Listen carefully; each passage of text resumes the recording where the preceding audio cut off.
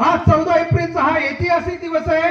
आम्ही अलिनामध्ये जे काही मार्गदर्शन कार्यक्रमाचं आयोजन केलं होतं आणि याच्यासाठी या तरुण मित्रमंडळाने जो पुढाकार घेतला होता, आज आम्हाला हाच संकल्प करायचा आहे की पुढच्या वर्षीपासून किंवा या वर्षापासून या जयंती निमित्ताने जो काही मार्गदर्शन कार्यक्रम झाला होता, आम्ही भविष्यात हाच संकल्प करणार की महामानवाने सांगितलं होतं, शिका, संघटित व्हा, संघर्ष करा, प्रशासकीय जमात बनण्याचा प्रयत्न करा, शिक्षणाचा अर्थ समजून घ्या, शिक्षणाचं महत्त्व समजून घ्या, विविध स्पर्धा परीक्षा द्या, आपल्या आई वडिलांचं नाव मोठं करा, आपल्या समाजाचं नाव मोठं करा, आपल्या गावाचं नाव मोठं करा, आपल्या जिल्ह्याचं नाव मोठं करा, आपल्या तालुक्याचं नाव मोठं करा। मी तुम्हाला एकच संदेश देतो, कायमस्वरूपी लक्षात ठेवा, जरी रात्रीचे जरी आता 2 वाजायला आले असतील तर अशा प्रकारचा कार्यक्रम महाराष्ट्रात प्रत्येक तालुक्यात प्रत्येक जिल्ह्यात होणं गरजेचं आहे। मी तुम्हाला एकच संदेश देतो, ध्येय प्राप्तीसाठी अतुनात मेहनत करा, ध्येय प्राप्तीसाठी अतुनात मेहनत करा। लोकांनी तुम्हाला